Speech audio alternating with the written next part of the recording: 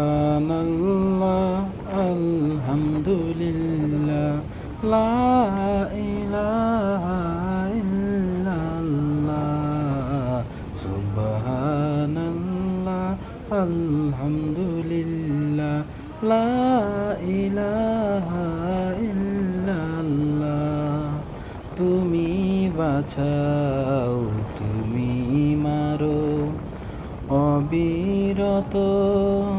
ক্ষমা করো তুমি বাঁচাও তুমি মারো অবিরত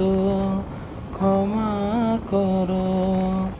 ধরার যে জন তাকেই ধরো ধরার যে জন তাকেই ধরো তোমার মুঠোয় সবই আল্লাহ।